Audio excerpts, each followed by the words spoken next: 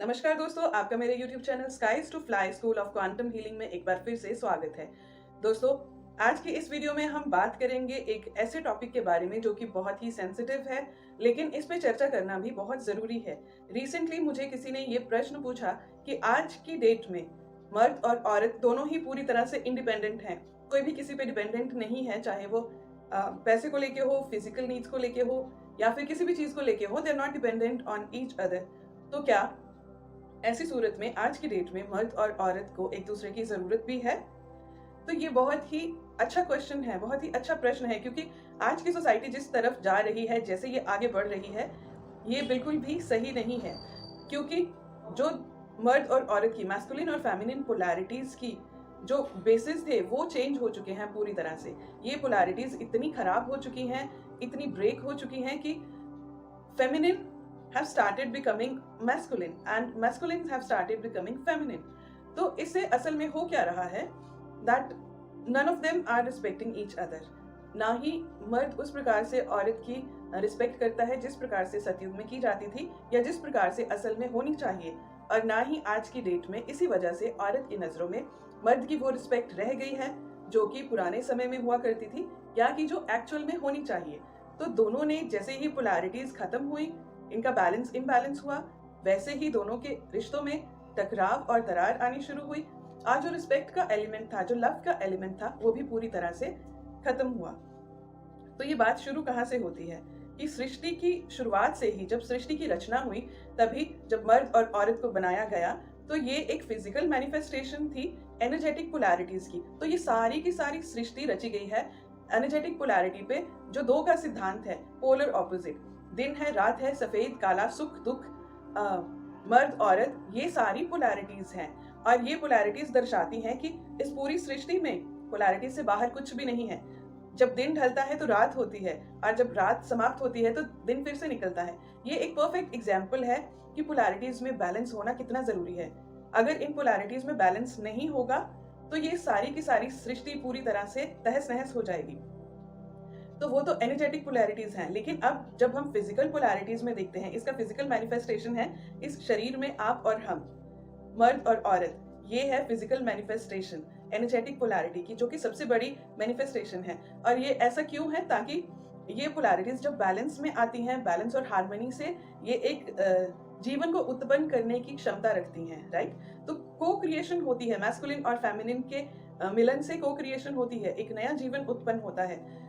लेकिन over a period of time ऐसा किया गया, ये पूरा माया का खेल इस प्रकार रचा गया कि फेमिनिन प्रिंसिपल को, जो फेमिनिन पोलैरिटी थी, उसको जानबूझकर किल किया गया और सारा का सारा दारोमदार मैस्कुलिन के हाथ में दे दिया। अब क्या हुआ? आप चाहे मेल बॉडी में है या फीमेल बॉडी में है, आपके भीतर ही दोनों ऊर्जाएं सम्मिलित हैं, मौजूद हैं।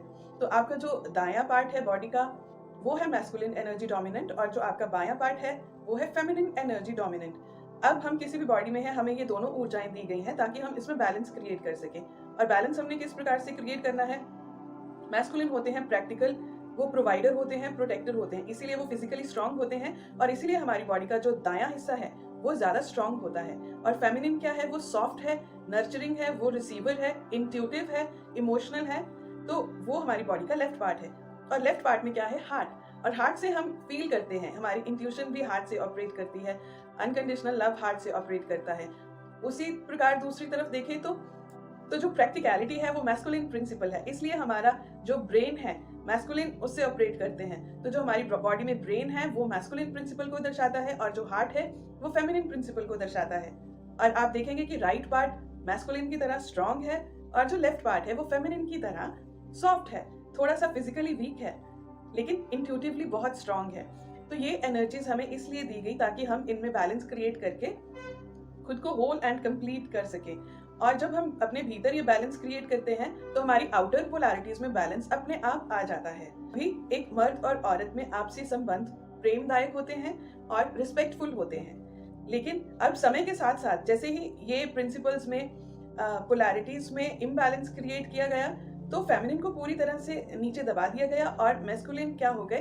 अब वो अपनी फेमिनिन के टच में नहीं रह पाए, इंट्यूटिव नहीं रह पाए, अपने स्पिरिचुअल कनेक्शन से भी कट गए, वो ज्यादा ईगो में आ गए। अब वो क्या है? ईगो से ऑपरेट करते हैं, और ईगो क्या बोलती है? केवल मैं ही हूँ, दूसरा कुछ नहीं है। लेकिन वहीं पर जो हमारी इंट्यूशन है, जो नर्चरिंग पावर है, जो हमारा हार्ट है, वो ईगो से ऑपरेट नहीं करता। हमारी सोल है वो ईगो से ऑपरेट नहीं करती, वो अनकंडीशनल लव से ऑपरेट करती है, वो बैलेंस से ऑपरेट करती है। तो जब आप इस प्रिंसिपल से पूरी तरह कट गए तो आप ईगो से ऑपरेट करने लगे। तो इसलिए आज की डेट में फेमिनिन को लगता है कि अगर मैस्कुलिन मुझे रिस्पेक्ट नहीं दे सकता, प्रोवाइड और प्रोटेक्ट नहीं कर सकता, इमोशनल सपोर्ट नहीं दे सकता, तो मुझे मैस्कुलिन मैन की अपनी लाइफ में क्या जरूरत है। दूसरी तरफ वही जो मैस्कुलिन है वो आज की डेट में बहुत वीक मैन बनते जा रहे हैं, because they are not able to take lead, they are not able to provide and protect, और वो खुद के इमोशन से डिस्कनेक्टेड है, इसलिए वो इमोशनल सपोर्ट भी अपनी फेमिनिन या फीमेल काउंटर पार्ट को नहीं प्रोवाइड कर पाते। तो ऐसे ही ये इम्बैलेंस क्रिएट हुआ। तो दोनों को लगता है कि दोनों को एक दूसरे की आवश्यकता नहीं है। लेकिन यहाँ पर मैं ये याद दिला दूं कि दोनों को जब क्रिएटर ने क्रिएट किया था तो कुछ सोचकर ही क्रिएट किया था, ताकि वो जो पोलैरिटीज का प्रिंसिपल है उसमें एक बैलेंस क्रिएट हो सके। और वो बैलेंस क्रिएट होने के साथ ही आप अपनी ईगो से ऑपरेट करना बंद कर देंगे, आप अपनी इंट्यूशन से, अनकंडीशनल लव से ऑपरेट करेंगे, और आप अपने सोल से जो डिस्कनेक्टेड हैं, अपने हार्ट से डिस्कनेक्टेड हैं, अपनी इंट्यूशन से और उस डिवाइन सोर्स से डिस्कनेक्टेड हैं, उसके साथ फिर से कनेक्टेड हो सकेंगे। तो अगर हमें स्पिरिचुअल ग्रोथ करनी है तो हमें अपने फेमिनिन और मैस्कुलिन प्रिंसिपल्स को फिर से बैलेंस में लाना होगा, ना केवल अपने भीतर बल्कि अपने बाहर भी। तभी हम ये समझेंगे कि जो मैस्कुलिन है they are the master of this physical reality, 3D reality. तभी तो वो काम पे जाते हैं, फिजिकली स्ट्रांग है, they have to work, they have to make money, they have to provide. और वहीं पर जो फेमिनिन है, she is a receiver, she is nurturer, she is soft and she is intuitive. तो जो मैस्कुलिन मैन है वो ये 3D रियलिटी में अपनी फेमिनिन को प्रोटेक्शन प्रोवाइड करते हैं, और जो फेमिनिन है वो 5D रियलिटी में, स्पिरिचुअल वर्ल्ड में अपने मैस्कुलिन को प्रोटेक्शन प्रोवाइड करती है। क्योंकि masculine is the master of this physical 3D reality and feminine is the master of spirituality in 5D reality. तो दोनों के ही जो अपने अपने काम हैं, अपने अपने पर्पस हैं, वो बहुत बड़े हैं, और हम यही भूल गए और हमने अपने रोल्स बिल्कुल रिवर्स कर दिए। और हम आज की डेट में अपनी स्पिरिचुअलिटी से बिल्कुल डिस्कनेक्टेड हैं, अपनी इंट्यूशन से डिस्कनेक्टेड हैं, और सोर्स से भी डिस्कनेक्टेड हैं। तो हमें इसलिए पता ही नहीं है कि ट्रू हेल्दी मैस्कुलिन मैन कैसा होता है, और हमें ये भी नहीं पता ट्रू हेल्दी फेमिनिन वुमन कैसी होती है। तो इंट्यूशन से भी डिस्कनेक्टेड हैं और ईगो से ऑपरेट करते हैं, और बिल्कुल 3D मैट्रिक्स में फंस चुके हैं। मैस्कुलिन और फेमिनिन दोनों ही 3D मैट्रिक्स में फंस चुके हैं, और अगर दोनों को ही यहाँ से बाहर निकलना है तो दोनों को ही खुद पे काम करना पड़ेगा, अपनी दोनों पोलैरिटीज में बैलेंस लाना पड़ेगा, खुद को हील करना पड़ेगा उन ट्रॉमा से और वुंड से जो मैस्कुलिन ने फेमिनिन को दिए हैं। तो ये फेमिनिन बॉडी में ही नहीं बल्कि मैस्कुलिन बॉडी में भी जो फेमिनिन प्रिंसिपल है दैट इज वुंडेड, जिसकी वजह से masculine is disconnected from his own feminine principle and feminine is also disconnected from her own feminine principle. क्योंकि वो वुंडिंग इतनी स्ट्रांग है ओवर 1000 ऑफ इयर्स कि वो कलेक्टिव ट्रॉमा बन चुका है, कलेक्टिव पेन बन चुकी है, और उससे बाहर निकलने के लिए सही रास्ता ना मिलने की बजाय इन्होंने ईगो से ऑपरेट करना शुरू कर दिया, मैस्कुलिन प्रिंसिपल में ज्यादा स्टेप इन कर दिया। तो अब दोनों प्रिंसिपल्स में बैलेंस लेके आना जरूरी है, और इसके लिए ना केवल भीतर बल्कि बाहर भी दोनों प्रिंसिपल्स में बैलेंस लाना बहुत जरूरी है। इसलिए मैस्कुलिन अगर अपनी मैस्कुलिनिटी में स्टेप इन करते हैं, वो काम करते हैं sincerely, they can provide, protect, they can lead the feminine in this physical reality, then women can feel safe and she can step into her femininity, she can establish the connection with the divine, with the source, अपनी spirituality में step in करके she can provide the guidance and the protection to her masculine counterpart in the spiritual world।